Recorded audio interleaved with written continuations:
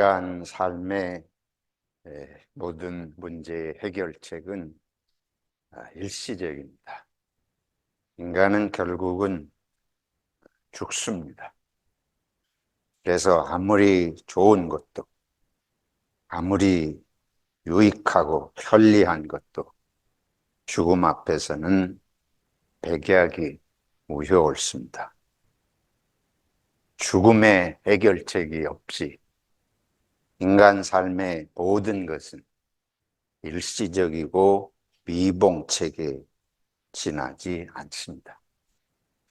달에를 간다고 할지라도, 100세를 산다고 할지라도 궁극적으로 죽음을 해결하지 못하면 인간의 문제는 일시적이고 순간적인 것에 지나지 않습니다.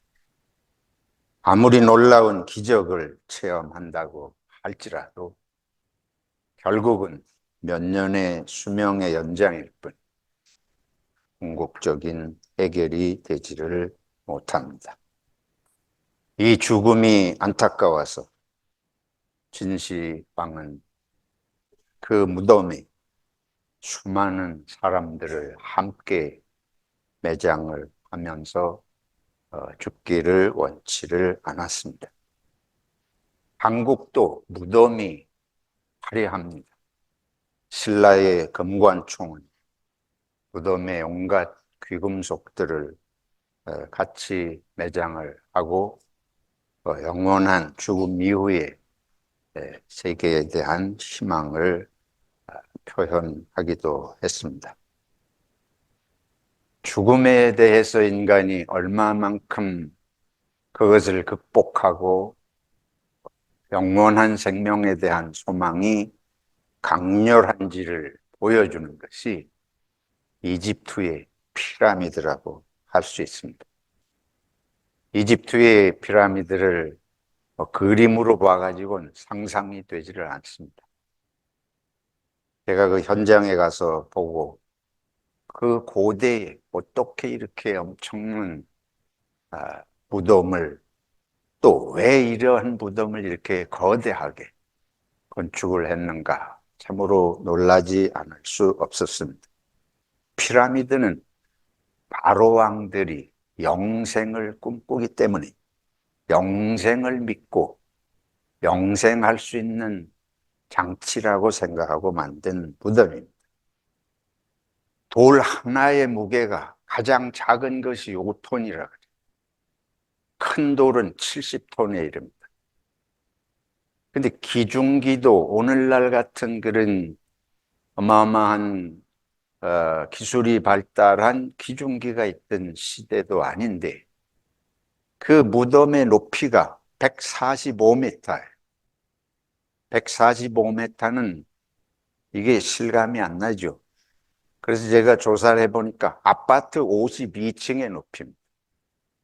아파트 52층의 높이까지 5톤에서 70톤이 되는 그 거대한 돌들을 어떻게 끌어올렸는지 상상이 안 되는 것입니다. 그래서 오늘날도 이게 역사의 불가사의로 세계 7대 불가사의 기적으로 이렇게 사람들이 보고 있지 않습니까?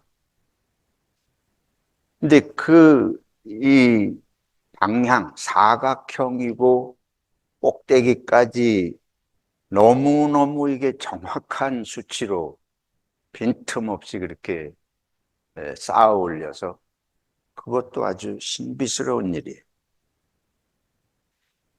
거기에 사용된 돌만 270만 개라 그럽니다. 근데 카이로 근방에 그런 돌이 존재하지 않아요. 어디에서 그렇게 그것을 날라왔는지, 연구가들이 이런저런 이제 이야기들을 하곤 합니다.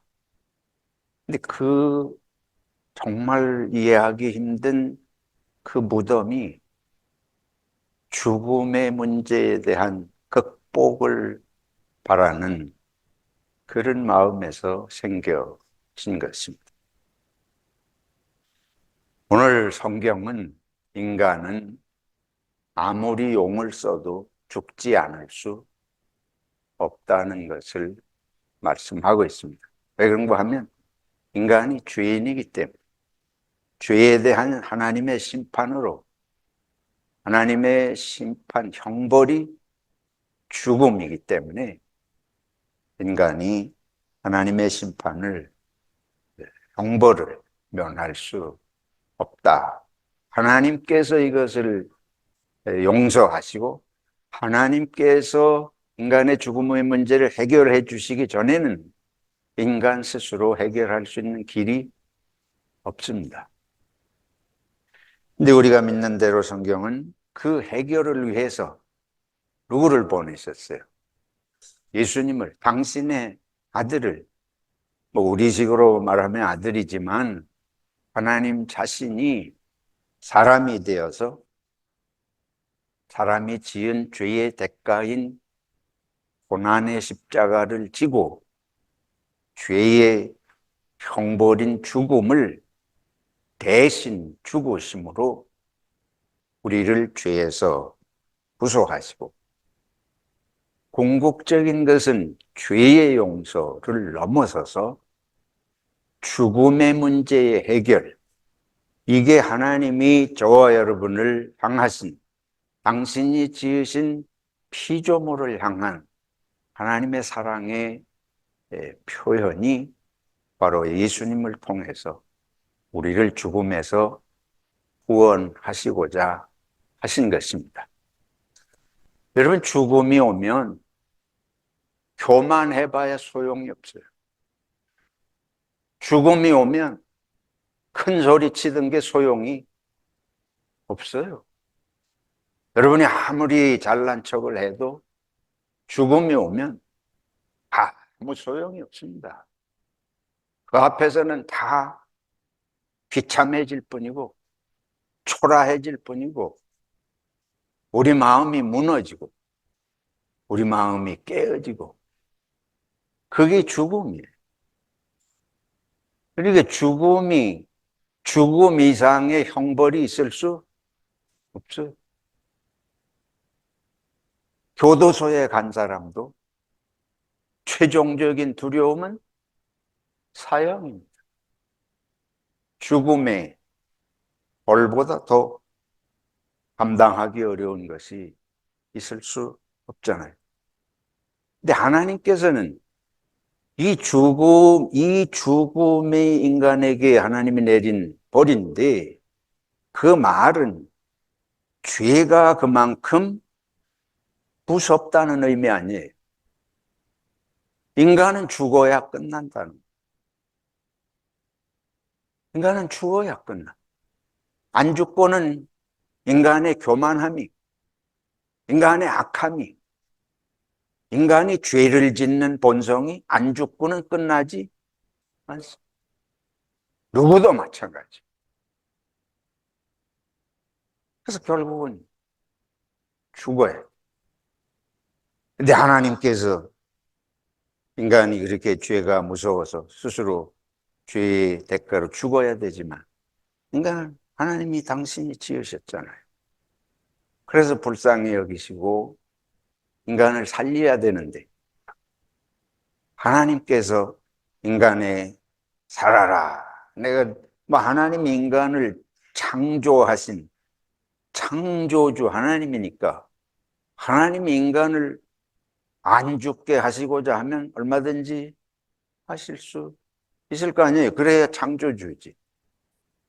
근데 하나님께서 안 죽게 하실 수 있으시겠지만 인간의 죄의 문제는 안 죽는 거로 해결이 안 되는 문제이기 때문에 당신 자신의 죽음으로 인간을 대속하셔서 죽음의 길을 가시고 그 다음에 우리도 이 육신의 죄의 결과로 육신은 죽지만 하나님께서 이제 다시 변질되지 않는, 다시 타락하지 않고 다시 죄 짓지 않는 본성에 새 생명을 주시기 원하셨습니다. 그냥 이 쇳덩어리를 안고 계속 살아가는 그런 문제의 해결이 아니고, 우리 사람이 본래 하나님이 지으신 그런 존재의 영생의 길로 인도하시고자 하신 것이 예수님이 대신 죽으시고 우리를 구원하신 목적입니다. 한번 생각을 해보죠. 바로 왕이 계속 살아서 지배한다. 히틀러 같은 사람이 계속해서 역사 속에서 권력을 누리면서 지배를 한다. 역사는 해결이 되지 않습니다.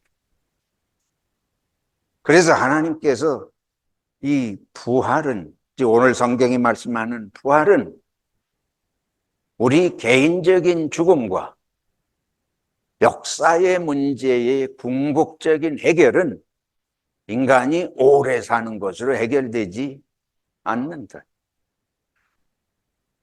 하나님께서 노아 홍수로, 인간이 너무 악해서 노아 홍수로 사람을 다 쓸어버리시고 노아 가족을 다시, 노아 가족만 살리시고 짐승들만 살리신 얘기가 창세기 9장에 나오잖아요. 근데 다 죽고 노아와 그 자녀 셋과 자부들이 이렇게 8명이 살아났는데, 인간 세상에 제약이 없어지지 않잖아요. 이전하고 다른 것이 없잖아요. 그러니까 그런 세상이 천년 만년 지속이 돼봐야 이 세상이 참으로 모든 사람이 평화롭고 행복한 세계는 이루어지지 않는 거예요. 여전히 히틀러 같은 자는 나오고 세상은 억압이 여전히 있고 불행과 고통이 계속돼. 어떤 사람은 조금 더 건강하게, 어떤 사람은 또 조금 더 많이 가지고 또 이루고 호령하고 살는지 모르지만 전반적으로 인류 역사의 문제는 해결되지 않습니다. 그래서 이 부활은 개인적인 죽음의 문제 해결뿐만 아니고 하나님은 인류 공동체 전체의 참된 사랑과 평화의 길을 위해서는 인간이 안 죽는 것이 해결의 길이 아니기 때문에 하나님은 예수 그리스도를 통한 죽음 이후의 부활의 길을 인도하시는 것입니다. 오늘 그래서 우리가 읽은 요한복음 20장, 근데 우리 부활을 믿을 수 없잖아요. 요한복음 20장과 그런데 고린도전서 보면 부활을 직접 목격한 이야기를 상세하게 기록하고 있습니다. 우리 그래도 그거는 믿을 수 없다. 저는 부활을 믿는 제 신앙의 근거는 이겁니다. 이 세상에, 예를 들어서 한국에 통일교도 있었고 박대선이 전도관도 있었고 구원파 유병언이도 있었고, 근데 그 사람들이 죽으니까 다 끝난. 근데 예수님께서 정말 죽으시고 부활하시지 못했다면, 우리 사도행전에 보면 사도들이 세계를 다니면서 전도한 제목은 오직 예수님은 죽으셨으나 뭐 하셨다? 부활하셨다. 그게 사도행전의 사도들이 설교한 전부예요. 다른 거 오늘처럼 연구해가지고 무슨 예화를 들면서 멋지게 이렇게 김밥을 만들듯이 설교를, 프레젠테이션을 해서 사람들이 감동하고 이런 설교를 한 게 아닙니다. 초대교회 사도들이 그런 식으로 한 게 아니고, 오직 메시지의 핵심은 유대인들, 당신들이 예수를 십자가에 못 박아 죽였으나 하나님께서 능력으로 예수님을 부활하게 다시 살아나게 일으키셨다. 그게 사도들이 전도한 전부예요. 만약에 자기들이 정말 예수님 그렇게 다시 살아나신 부활을 목격하지 못했다면, 부활절 때마다 제가 말씀드리지만 그들이 자기 목숨을 내놓고 순교하면서 예수를 증거하고 다녔을 수 있겠습니까? 여러분 같으면 그렇게 하시겠어요? 초대교회 성도들은 재산을 몽땅 다 교회에 바쳤습니다. 공동생활을 했어요. 그리고 오직 예수를 찬송하며 살았는데, 생명이 다 그것 때문에 핍박을 받아 순교하고 죽는데 예수를 전하고, 그게 딴 예수 전하는 게 아니고 예수 죽음과 부활을 전하고 재산을 몽땅 다 바치고 함께 생활하면서 예수를 믿고 살겠냐고. 현실적으로 안 되는 일입니다. 저는 이것이, 그래서 기독교가 오늘날까지 세계에 증거되어 온 이것이 예수님의 부활의 증거라고 저는 확실하게 믿습니다. 그게 없으면 우리가 가족 간에도 서로 위해서 죽기 쉽지 않아요. 근데 예수님이 뭐라고, 자기들이 시골 어부 출신들이 예수 위해서 살다가 예수 위해서 죽겠습니까? 예수 위해서 다 바치고.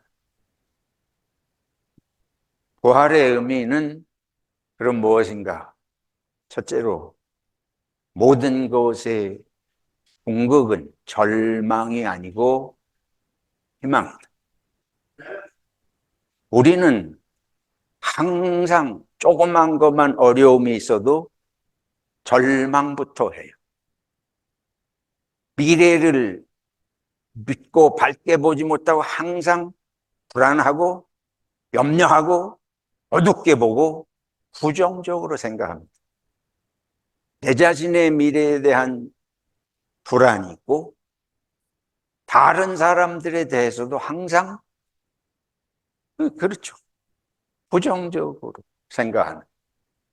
그래서 근본적으로 우리는 삶에 대한 희망을 잘 갖고 있지를 않습니다.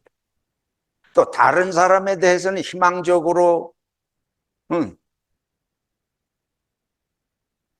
근데 부활이 보여주는 것의 가장 중요한 의미는 하나님 안에서 개인과 역사는 반드시 절망으로 끝나는 게 아니고 반드시 희망이다. 악으로 끝나는 것이 아니고 반드시 선이 역사와 삶의 끝인 걸 보여주는 게 부활의 절대적으로 중요한 의미입니다. 이 말은 우리들은 어떠한 상황 속에서도 희망을 가지고 살아야 한다는 걸 하나님이 보여주신 것입니다. 죽음으로 끝나기 때문에 절망하는 거예요. 근데 하나님께서 부활하게 하시는 역사를 통해서 죽음 너머의 세계가 하나님의 손에 있다. 성경을 보세요. 성경은 악으로 끝나는 법이 없습니다. 성경 이야기는 전반적으로 뭔가 하면 하나님께서 항상 인간은 악을 행하지만 하나님은 불쌍히 여기셔서 반드시 선으로 결론을 맺어 주신다는 것이 성경의 시작과 끝이에요. 아담과 이브가 죄를 지었어요. 죽어야 마땅히. 그러나 하나님께서 당장 죽게 하신 것이 아니고 그들에게 창세기 3장에 보면 가죽옷을 해입히시고 여인의 후손에 이 뱀의 머리를 상하게 할 것이다. 이것이 하나님이 주시는 장차 메시아를 보내실 것에 대한 구원의 희망의 메시지였습니다.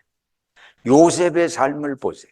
노아도 지금 말씀드렸지만 노아도 다 멸망시키시지 않고 그 가운데 새 생명들을 위해서 구원의 방주를 주셨잖아요.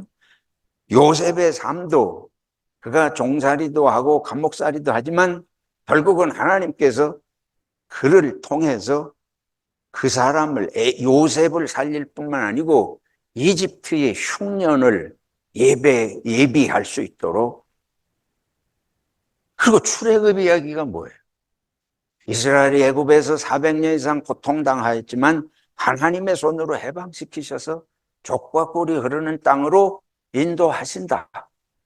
모든 역사가 하나님께서 반드시 손으로 길을 열어가시는 걸 성경은 말씀하고 있습니다.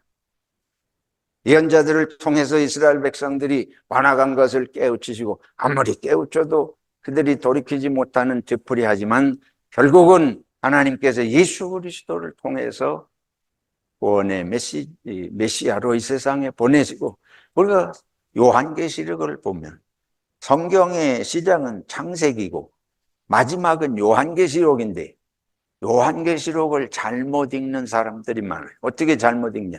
역사가 망하고 세상이 끝나고 풀무불에 가듯이 다 이렇게 녹아서 없어지고 이런 비극과 불행과 이런 걸 생각을 하는데, 요한계시록이 보여주는 최종은 새하늘과 새 땅입니다. 성경의 마지막은 이 세상에 어떠한 악이 있고 어둠의 세력이 올지라도 하나님께서 승리하게 하셔서 새하늘과 새 땅으로 우리를 인도하실 걸 말씀하는 게 이 성경입니다. 그러니까 성경은 어디도 하나님이 실패하는 것으로 끝나는 이야기는 있지를 않습니다. 그래서 성경을 읽고 깨닫는 것의 중요함은 하나님 안에서는 반드시 희망이다. 하나님 안에서는 반드시 선이다. 이 성경의 고백이고 우리가 그래서 성경을 믿고 예수를 믿는 것입니다. 둘째로 부활의 중요한 의미는 죽어야 사는 거예요. 지금 말씀드린 대로 안 죽고 사는 걸 말씀하시잖아요. 죄는 반드시 누군가 대가를 치러요. 그런데 대가를 치르게 하는 거로 끝장나는 게 아니고 대가를 작게 치르지만 하나님의 큰 은혜와 축복을 선으로 승리하게 하신다는 게 부활의 의미가 있습니다. 예수님이 우리를 대신해서 죽으셨지만 예수님이 그거로 끝나는 게 아니고 하나님이 부활하게 하신 것이잖아요. 여기에서 우리가 생각할 건 저와 여러분들이 이 세상에 살아가면서 못된 짓을 하고 대가를 안 치르려고 생각해서는 안 됩니다. 못된 짓을 하고도 대가를 안 치르는 게 기독교고 하나님이 그렇게 해주시는 분이라 그러면 예수 믿는 사람은 다 제 멋대로 살 거니 그렇잖아요. 반성도 안 하고 회개도 안 하고 어차피 하나님이 다 용서하시니까 내 멋대로 살아도 된다. 그런 세상은 없습니다. 악을 행하면, 죄를 행하면 반드시 대가를 치러야 됩니다. 내가 치르지 않으면 다른 사람이 치르게 되어 있습니다. 저도 이게 싫어요. 누구도 그걸 원치 않지만 그것이 하나님의 나라의 공이 옳습니다. 내가 죄를 지었고도 치르지 않을 줄로 생각하는 것 때문에 마지막에 악의 길을 가는, 멸망의 길로 가는 거 아니에요. 그래서 이 세상에서 우리가 조심하고 살아야 할 줄로 믿습니다. 그러나 잘못한 게 있으면 대가를 치를 각오를 해야 돼요. 그거는 예수 믿어도 대가를 치를 각오를 해야 됩니다. 그러면 뭐로 예수 믿어? 예수 믿는 뭐가 있어야지 시간 들이고 헌금하고 그러지.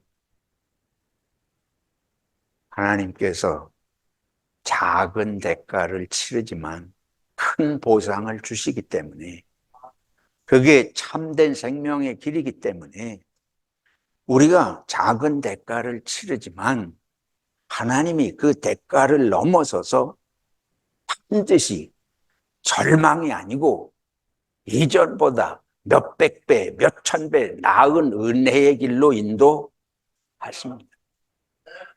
작은 대가, 하나님이 대가를 치르게 하시면 대가를 치르겠습니다 하고 결심하고 고백하고 회개하고 하나님의 인도하심을 받아들이면 하나님께서 작은 대가를 통해서 더 큰 은혜에, 정말 하나님의 놀라운 은혜를 체험하도록 하시는 것이 우리 성경이 말씀하는 은혜의 세계입니다.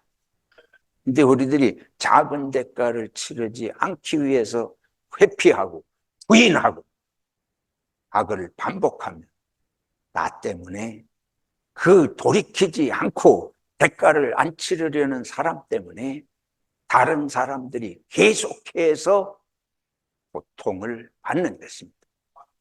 일본 놈들이 한국을 쳐들어와 가지고 36년을 무자비하게 우리 민족을, 우리 조상들을 그렇게 고통스럽게 했는데, 그거를 자기들이 역사를 지우려고 그러고 자기들이 잘못한 걸 계속 인정하지 않으려고 하고, 그러면 사람들이 일본 사람은 믿을 수 없는 놈들, 저것들 때문에 더 고통을 받는,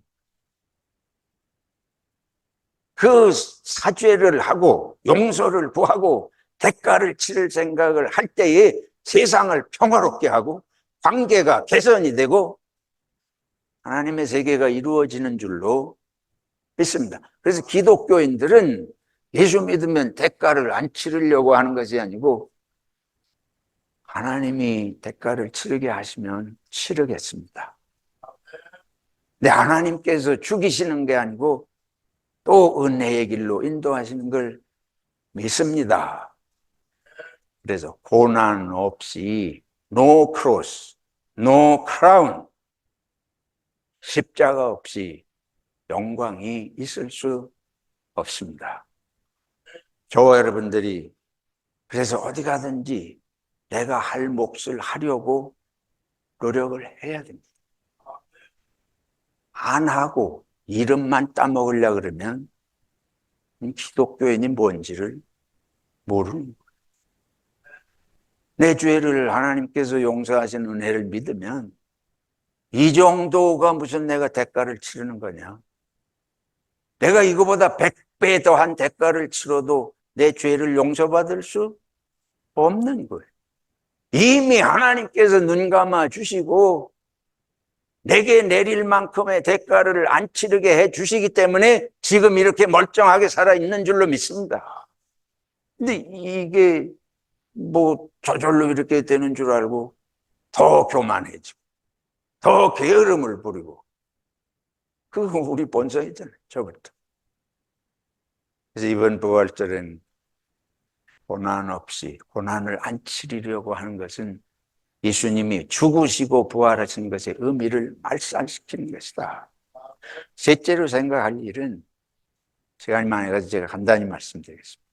부활은 공동체적인 걸 말씀하는 것입니다. 예수님이 부활하는데 왜 내가 부활해? 예수님의 부활이 내 부활인 것이 이 부활이 보여준 아주 중요한 의미예요. 아담이 죄 지은 게 왜 내가 죄인? 기독교는 모든 인간은 공동운명체인 것을 말씀하고 있습니다. 예수 부활이 내 부활이 되려면 하나님 안에서 우리는 한 생명 공동체라는 걸 인식해야 할 줄로 믿습니다. 이게 없기 때문에 나라 간에 전쟁을 하는 거예요. 내 나라가 아니고 다른 나라는 딴 나라라고 생각하고 막 쳐들어가고 사람을 막 죽이고, 공동체, 하나님의 예수 그리스도 안에서 모든 생명은 같은 생명이고 모든 나라는 같은 하나님 나라이고, 예수님 이스라엘을 말씀하시지 않고 하나님 나라를 말씀하셨잖아요. 이스라엘 가지고 안 돼. 이스라엘은 거꾸로 생각해가지고 선민의식에 빠져서 이방인들은 개라고 생각하고 자기들만 하나님이 사랑하신데, 이거는 하나님의 은혜를 거꾸로 가는 거예요. 그래서 예수님은 이스라엘 얘기하시지 않고 하나님의 나라를 말씀하시는 것입니다. 저와 여러분들이 예수님이 나를 위해서 죽으셨다는 것으로 끝나면 왜 예수님 죽으신지 모르는 거예요. 예수님이 나를 위해서 죽으셨다 그러면 그거 고백해야 예수 부활이 누구 부활이다? 내 부활이다. 그런데 내 부활뿐만 아니고 내 가족의 부활이고 형제와 자매의 부활인 줄로 믿습니다. 우리 예수 믿는 사람들이 하나님이 꼭 나한테 나타나셔가지고 뭐 개인적으로 뭘 해주셔야 하나님을 믿을 것 같아요. 근데 이게 제일 큰 병이에요. 사람마다 나한테 개인적으로 직접 저 사람이 뭘 해야 사랑이다 이렇게 느끼는데, 예수님을 통해서 하나님이 보여주시는 것은 이웃을 하나님이 건져주시는 게 나를 건져주시는 것이고, 이웃을 하나님이 보살피고 사랑하시는 게 나를 사랑하시는 증거였습니다. 그래서 공동체 속에서 하나님이 나를 직접 개인적으로 만나고 역사하시지 않으셔도 형제 자매들 속에 역사하시는 것이 곧 나에게 하시는 역사였습니다. 근데 이게 제일 안 믿어지는 거예요. 왜냐하면 그런 경험이 없거든. 우리 전부 개인주의적으로 살고 이기적으로 사니까. 그게 이제 죄의 결과로 하나님과도 이웃과도 하나된 마음이 없는 우리들의 이런 문제지요. 이 부활을 통해서 예수님이 2000년 전에 거기 부활해서 나타나시지 말고 우리 앞에 직접 지금 나타나서 개인적으로 내 앞에서 부활하시면 내가 믿을 것 같은데, 그래가지고는 인류 역사의 문제에 한치도 해결되지 않습니다. 하나님의 구원은 모든 인류를 향한 구원이고 부활은 모든 이들을 위한 부활인 줄로 믿습니다. 마지막으로 말씀드릴 것은, 부활은 지금 말씀드린 대로 그냥 오래 사는 거 아니고 온전한 사람으로 회복되는 생명을 말씀하는 거예요. 그러니까 지금 그렇게 살려고 해야 돼.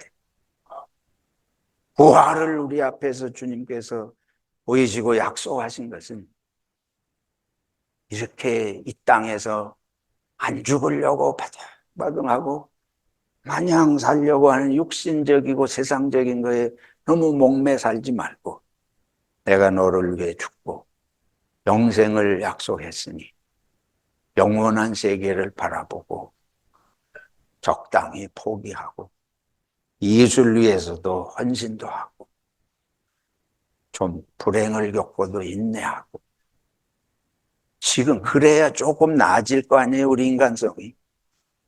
내 인간성이 지금 좀 달라지는 모습으로 사는 길이 뭐가 있습니까?